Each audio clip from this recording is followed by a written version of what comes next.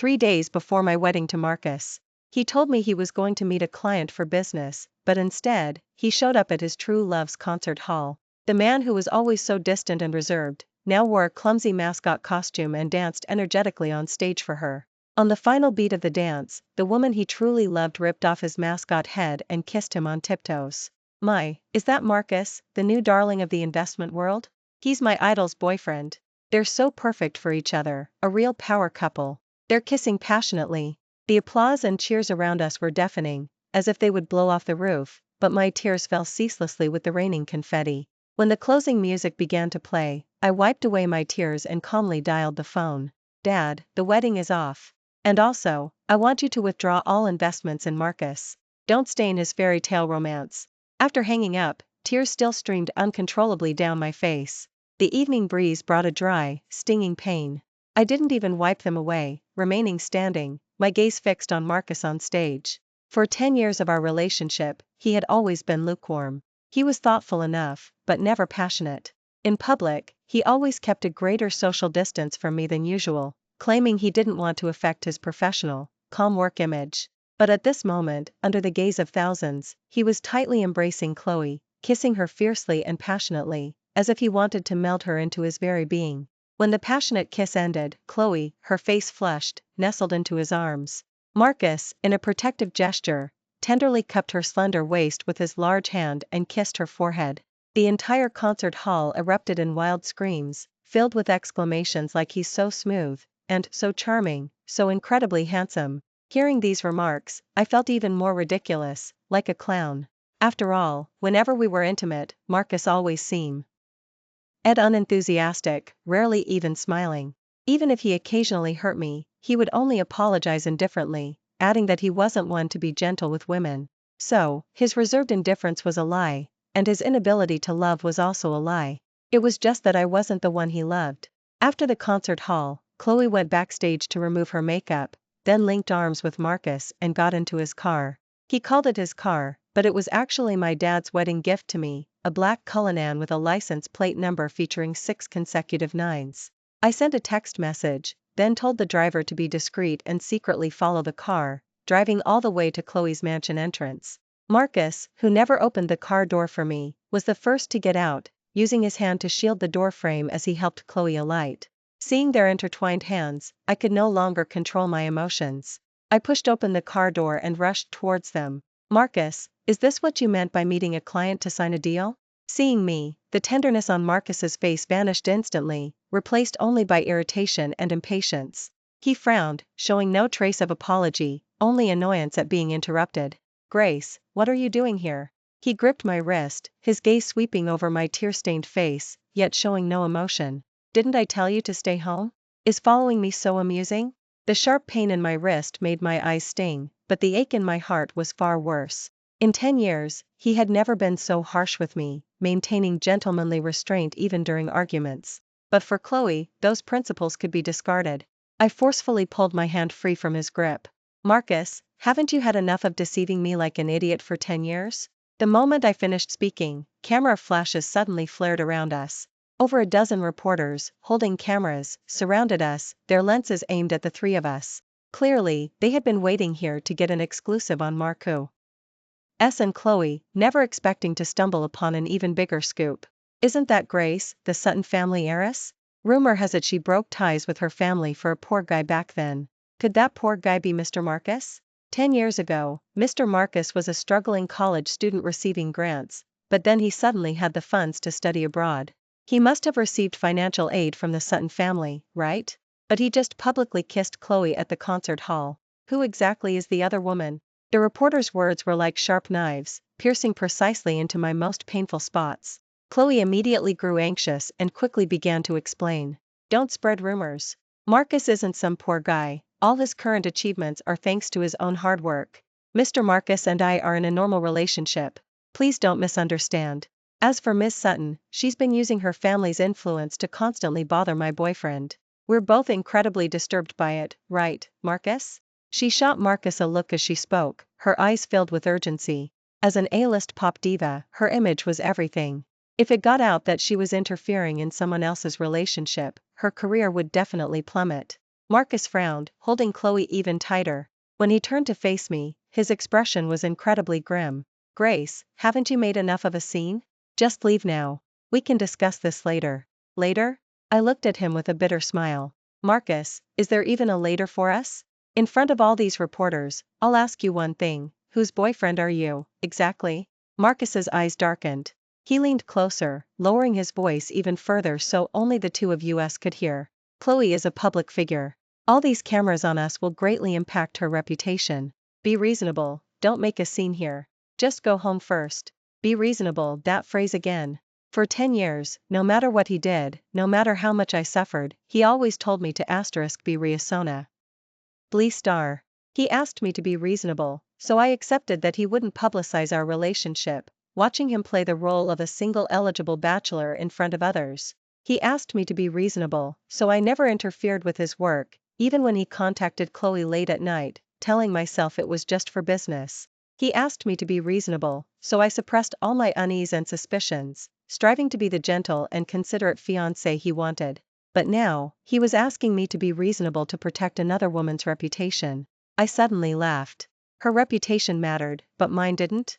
These reporters, like sharks scenting blood, were now eager to dig into my relationship with Marcus. What they most wanted to write about was the story of the Sutton family heiress wasting 10 years on a man only to be dumped. If I just slunk away like this, tomorrow's headlines would be full of jokes at my expense. The family's reputation would be ruined, and I would become the laughingstock of the entire community. Of course he knew all this, but he simply didn't care.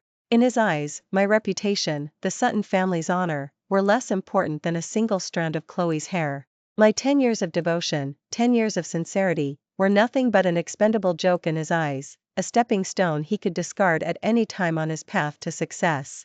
So now, I refuse to be reasonable. I just want him and that woman to pay for the decade of love they destroyed. Reasonable? I repeated the words, stepping closer and closer to Marcus. Marcus, I was too reasonable. That's why you forgot who you were. Marcus frowned. He was taken aback by my unprecedented assertiveness, instinctively stepping back. Grace, what's gotten into you? Do you want everyone to laugh at us? His face was terrifyingly grim, utterly lacking his usual composure. But I looked at him with disdain. Oh, so you do have some shame? I thought after doing something so utterly despicable, you'd long forgot. And what embarrassment felt like. A flash of anger crossed Marcus's face, and he almost erupted. But in the end, he forced a fake smile and insincerely said to me, "Darling, just go home first. I promise I'll make it up to you tonight." But I pushed him away directly, then walked over to the reporters. "Ladies and gentlemen, aren't you here for a big scoop? All right then, I'll give you an exclusive today. Make sure you get all of this down." I looked at the reporters in front of me, letting the camera flashes hit my face. Marcus's face stiffened, and he quickly moved to stop me. "Grace, don't you dare say anything reckless." His face was flushed with urgency. But I sneered twice, then looked at the cameras. From this moment on, Marcus is no one's boyfriend. Because what I, Grace, throw away is trash, anyone who wants it can have it. As soon as my words fell, the entire crowd erupted in an uproar. Marcus's face turned stark white in an instant. He looked at me in disbelief. Perhaps in his mind, no matter how much I suffered, I would never dare to initiate a breakup. At this point, Chloe couldn't hold back. "Shut up. Marcus has nothing to do with you. What right do you have to say such things?" She pointed at me, shouting reprimands. She and Marcus reacted completely differently. After all, she had no idea who Marcus's true backing was. I let out a cold laugh. "What? Still trying to argue?" I stared at Chloe. "Marcus and I have been together for 10 years, and our wedding day is in 3 days. I refuse to believe you didn't know about this. So what did you do about it? When you were on stage with another woman's fiancé, performing a kiss for the ages, did you never consider that you'd face this day?" My presence utterly overshadowed Chloe. Then, ignoring her, I turned my attention to the reporters. "Actually, Ms. Chloe is right. Mr. Marcus's current achievements genuinely came from his own hard work." I recounted calmly. Then I shifted my tone. "He worked hard to kneel at the Sutton entrance for 3 days and 3 nights, begging my dad to sponsor his studies abroad. He worked hard to act like a subservient grandson in front of me for 10 years, coaxing me into willingly handing over the Sutton family's connections and resources to him." With every word I spoke, Marcus's face grew paler. His true colors were mercilessly ripped open by me, yet he was powerless to do anything about it. After all, in front of so many reporters, every single one of his actions would be magnified. He didn't even dare to deny it. Oh, and by the way, his now proud Bacon investment firm. The 500 million startup capital was also disbursed after he begged me, Grace, to sign for it. I wonder if all of that counts as part of his own hard work? I continued to drop bombshells. The reporter's camera flashes were almost blinding me. I could already imagine how sensational tomorrow's headlines would be. Hashtag heiress apart climber, 10 of devotion hashtag A-list diva confirmed as other, concert hall revealed as rendezvous hashtag investment Marcus's image, exposed as ungrateful hashtag the reporters even started drafting headlines on the spot. Chloe's face was drained of all color. The hand she had been tightly linked with Marcus's had unconsciously slipped away at some point. Marcus, why did you never tell me any of this? Chloe suddenly confronted Marcus. She was quick-witted. Then, with her signature fake cry, she said to me, Miss Sutton, I truly don't know what's going on. I've never heard anything about the two of you. Chloe's words put Marcus further on the defensive. I crossed my arms, curious to see how Marcus would handle Chloe's betrayal. At this moment, Marcus was clearly dumbfounded. But, using the moment she was apologizing to me, lowered her voice and pleaded with him, Marcus, help me. I clearly saw Marcus stiffen, as if he had received some kind of instruction. He gritted his teeth, making up his mind. Grace, let me explain. It's not what you think. Chloe was an old friend, and I just couldn't help myself with her. Marcus lowered his head, forcing himself to take all the blame. That made me smile even wider. Just as I thought, Marcus was truly despicable. The surrounding media frantically took photos. It was clear without a doubt that his public image had completely collapsed. All talk of him being a young talent, an investment prodigy, it was all nonsense. Shut up, Marcus. Save your disgusting excuses. I have no interest in knowing what your relationship with her is. I looked at him with a cold sneer. After speaking, I pulled out my phone and called the driver. Uncle, come up here. In less than half a minute, Uncle, the driver who had been waiting by the roadside, jogged over. I pointed at the Cullinan my dad had given me. Uncle, drive the car back to the Sutton. Marcus isn't fit to ride in this vehicle. I spoke coldly. Everyone present heard me clearly and erupted in another uproar. It was widely known that this car, with its special license plate, was worth over 20 million, and it had always been a symbol of Marcus's status. And only now did they realize that I had given him this car too? Grace, you're going too far. Marcus's eyes seemed to be spitting fire. I looked at him mockingly. What's this? You were willing to perjure yourself for Chloe, but now that I'm simply taking back what's mine, you're acting like a cornered dog? I don't mind that you don't have feelings for me, but you can't be so brazenly hypocritical, can you? My tone grew colder. You played me and the Sutton family for 10 years, how dare you say I'm going too far? Faced with my accusation, Marcus remained unrepentant. He even dared to continue threatening me. If you really dare to take the car back, then we have no future. Marcus gritted his teeth. But hearing this, I merely sneered twice. Marcus, you already have no future. Today, Grace, will make you realize that without me, why? Oh, you are nothing. Marcus's expression changed. He quickly looked at me. What are you trying to do? His face was contorted with tension. His emotions became even more agitated. But my tone remained calm. My has already withdrawn all investments in your company and notified all partners. Guess what will happen when you go back? Will your company be nothing but an empty shell? Marcus's entire body trembled violently. While he was stunned, another driver had already arrived to pick me up. No, you can't leave. I need to talk to you. Marcus still tried to stop me, but Uncle, driving the Cullinan, caused him to stumble and fall. The reporters certainly wouldn't let him go, quickly swarming forward to block him. Mr. Marcus, is what Miss Sutton said true? Did you really start your career thanks to the Sutton family? Why were you so brazen in publicly claiming that car was yours? Do all investors lie through their teeth just like you? Marcus was utterly decimated by their questions. Chloe tried to escape quickly while no one was paying attention to her, but how could anyone forget her? Ms. Chloe, when did you and Mr. Marcus start your relationship? Did you truly not know he was about to marry Miss Sutton? What is your opinion on being called the other woman? As an A-list pop diva, do you think you can recover your career after being labeled a homewrecker? Chloe was besieged once again. Through the rearview mirror, I clearly saw the helpless expressions in both her and Marcus's eyes. It wasn't until the car window slowly rolled up that the clamor and chaos behind us were shut out. Only then did my tense nerves finally relax. Tears unexpectedly burst forth. I covered my mouth, trying not to cry out, but my body trembled uncontrollably. 10 years. How many 10-year periods does one have in life? I gave my best 10 years entirely to Marcus. I thought he would be my lifelong support, only to discover in the end that I was just a pawn. The wrenching pain in my ear. Tea hadn't lessened at all, but Dad's phone call came first. I took a deep breath, trying to make my voice sound steady. "Hello, Dad, Grace." My sympathetic voice came through the phone. I saw the news alerts. "Don't be afraid, you did the right thing. My daughter shouldn't have to suffer such injustice." Dad, my nose stung, and tears fell again.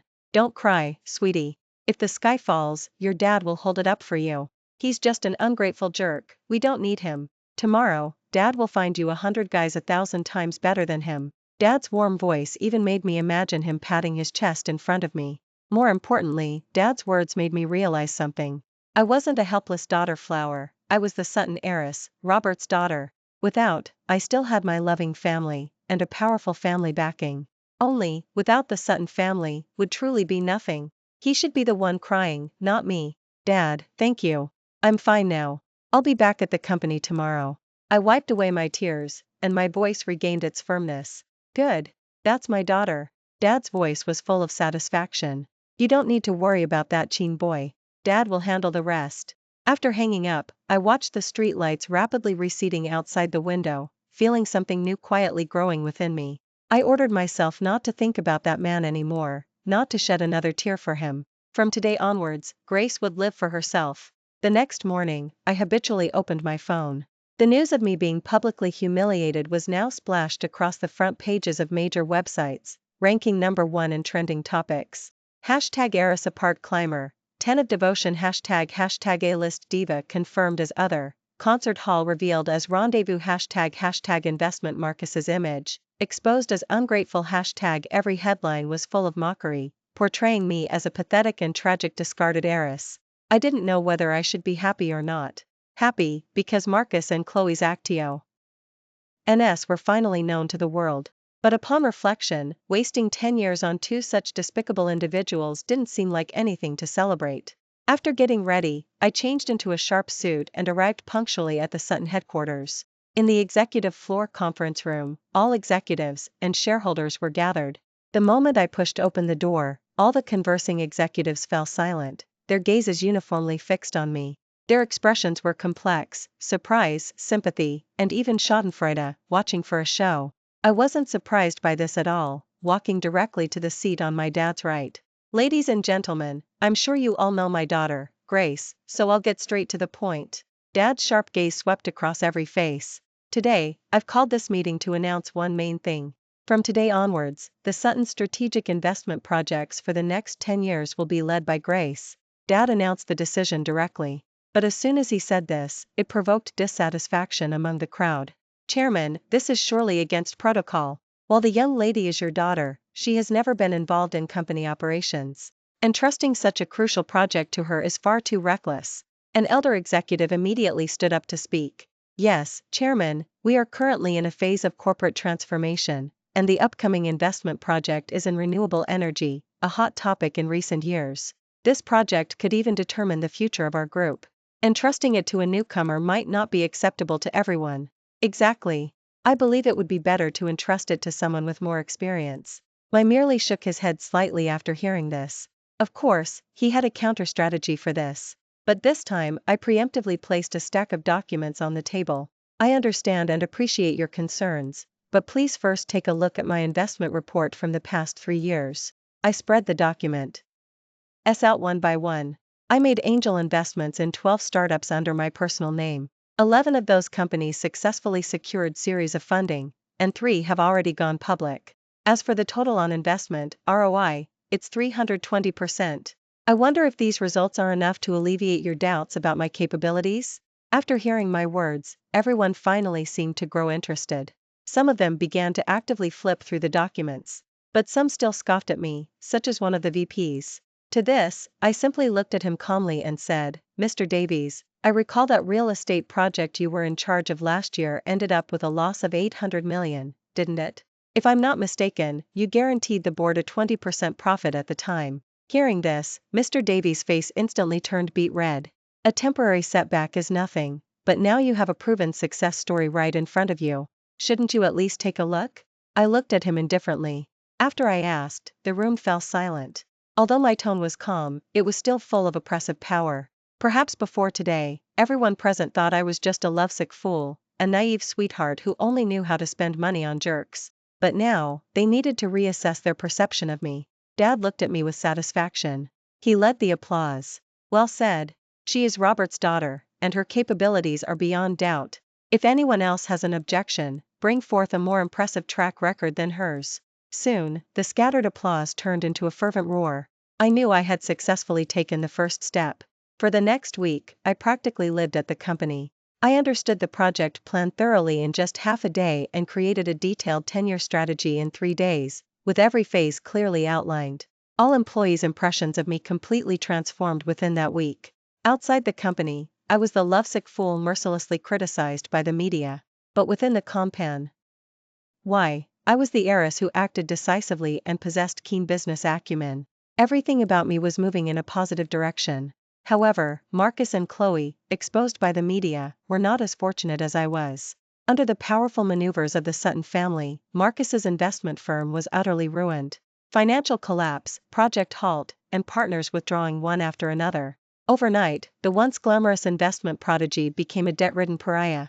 Chloe, moreover, had her image completely destroyed because of the other woman label. All endorsement deals were immediately terminated, with demands for enormous compensation. Already filmed TV shows and movies were urgently recast or indefinitely postponed, and her management agency, to protect itself, simply shelved her. Even the concert hall stage she loved most was now permanently out of reach. Reportedly, Chloe and Marcus, that fairy tale romance couple, had a huge fight in the mansion. They blamed each other for their ruin, ending things on bitter terms. Finally, Chloe moved out of the marital home I had never lived in. As for Marcus, he couldn't repay his bank loans, so the mansion was subject to court-ordered foreclosure. All these updates were relayed to me as gossip by my assistant. After hearing it, I felt no ripple of emotion, simply acknowledging it with a faint sound. Then I continued to bury myself in piles of documents. To me, those two were already irrelevant strangers. Their downfall was self-inflicted, not worth another ounce of my emotion. What I hadn't expected, however, was that Marcus would still have the nerve to seek me out. That day, I worked late into the night. As I exited the main gate, I saw Marcus standing not far away, beneath a sycamore tree. After a week without seeing him, he looked like a different person. His once impeccably tailored, expensive suit was now wrinkled and crumpled. Greenish stubble covered his chin, and his eyes were bloodshot and dejected, showing none of his former vigor. Seeing me, his eyes suddenly lit up. He then rushed over and grabbed my wrist. "Grace!" His hand was cold, but his grip was astonishingly strong, hurting me badly. I frowned and forcefully pulled my arm away. "Mr. Marcus, please show some respect." I looked at him coldly, my tone as detached as if I were speaking to a stranger. Marcus's face stiffened. "Grace, don't be like this with me." A pained expression appeared on his face. "I know I was wrong. I truly know I was wrong. Please forgive me, okay? Let's start over. We have 10 years of history." He became emotional. "You still dare to talk about 10 years of history?" I looked at him as if I'd heard a joke. "Marcus, are you referring to the 10 years you spent enjoying the Sutton family's resources while simultaneously sleeping with Chloe?" My words were like a knife, accurately plunging into his heart. His face instantly turned ashen. "No, that's not it. Chloe and I were just foolish for a moment. You're the one I've always loved. Grace, believe me." He knelt down before me. "Grace, please, give me another chance. A company can be rebuilt, money can be earned again, but I can't live without you." He clutched my leg, crying profusely. Passing employees on their way home pointed and whispered about us. At this moment, I felt nothing but utter irony. The man who once held himself above me, too stingy to even utter a word of affection, was now kneeling before me like a dog, begging for scraps. Was it because of love? Of course not. He had never loved me. It was the Sutton family behind me, the power and status I could bring him. Now that he had lost everything, he remembered me, the pawn he had discarded. Too bad, it was too late. I looked at him coldly, without a trace of pity in my eyes. "Marcus, do you actually think that if you just kneel and beg me, I'll soften?" I kicked his hand away. Then I took a wet wipe from my bag, meticulously cleaned my heels where he had touched them, and Ally tossed the wet wipe onto his face. Stop your cheap act. The way you are right now only makes me sick. Don't bother me again, or I won't hesitate to show you what truly desperate means. With that, I left without looking back. Marcus stood rooted to the spot, looking as if he had lost his senses. No, Grace, I love you, I heard his voice. But I didn't turn back. To me, he was completely in the past. I thought after that warning, Marcus would finally give up. But I had underestimated his shamelessness. From that day on, he began a full-scale campaign of harassment against me. He would make hundreds of harassment calls a day. If I blocked one number, he'd switch to another and keep calling. He would also show up every day with a large bouquet of roses, standing outside my office building from morning till night, making it public knowledge. He even followed my car, waiting all night outside the entrance to my mansion estate. His behavior had severely impacted my normal life and work. I had my bodyguards warn him, and I also called the police. But when the police came, he would only leave temporarily, only to return the next day like a persistent nuisance that couldn't be shaken off. That day, I had just finished chairing an important project meeting. As I stepped out of the conference room, I saw Marcus had appeared at the company's front desk again. He looked even more haggard than last time, emanating a stale, decaying aura. Get lost. What right do you have to prevent me from seeing Grace? The company's security guards immediately rushed over and restrained him. Seeing me appear, he became even more agitated. Grace, why won't you see me? Are you trying to drive me to my death? He struggled wildly, ceaselessly shouting my name, yelling about our past. Grace, have you forgotten you said you'd marry me? Have you forgotten the future we planned together? 10 years. A full 10 years. How could you be so heartless? All passers-by stopped to watch. I had completely lost my patience with him. Marcus, it seems you didn't take my warning last time seriously. I stared coldly at Marcus. If he continued to pester me like this, I truly wouldn't mind resorting to more drastic measures. But this time, Marcus shook his head. I actually wanted to tell you, Chloe is pregnant. She says the child is mine. She's telling me to take responsibility. I froze for a moment, then felt a wave of nausea. If she's pregnant, shouldn't you be with her? What are you doing here? Do you want me to congratulate you on becoming parents and give you a big cash gift? I looked at him with disgust. No, that's not it. He shook his head painfully. I don't want that child at all. I only want you. Grace, I know I was wrong. She and I were just messing around. I never intended to have a future with her. Please help me. Can you get her to get an abortion? If you just come back to me, I'll do anything. I stared open-mouthed at Marcus. He was so unfamiliar, it was beyond comprehension. What made him think I would help him clean up his own romantic messes? Marcus, have you lost your mind? What do her and your child have to do with me? Your earth-shattering love has now produced a love child, shouldn't you be celebrating? Are you coming to me wanting me to be this child's stepmother, or do you want me to pay to raise your child? I beg you, use your brain, will you? With that, I pulled out my phone and dialed a number right in front of him. Hello, legal department? This is Grace. I want to sue Marcus in my personal capacity, on charges of long-term harassment and invasion of privacy. I demand that a restraining order be issued against him, and that he be held legally responsible. Yes, process it immediately. After hanging up, I looked coldly at the pale-faced Marcus. You want to keep pestering me? I'll grant you that wish. From today onwards, if you dare to appear within 100 meters of me, I promise you'll go straight to jail. The security guards dragged him out, but his desperate screams still echoed down the corridor. I rubbed my aching temples. Just then, a gentle voice sounded behind me. Need any help? I turned around and saw a man wearing a lab coat and gold-rimmed glasses standing behind me. I recognized him. He was Ethan, the second young master of the Lynn. He was also an outstanding cardiac surgeon. We grew up together in the same gated community. You could say we were childhood friends. But then he went abroad to study medicine, and we hadn't seen each other for many years. Ethan? I was a little surprised. What are you doing here? He smiled, pointing to the ID badge on his chest. I'm here to conduct your company's annual physicals. I never expected to run into you here. Was that Marcus, just now? Clearly, he also knew about the news. I nodded, feeling a bit embarrassed. I'm sorry you had to witness that.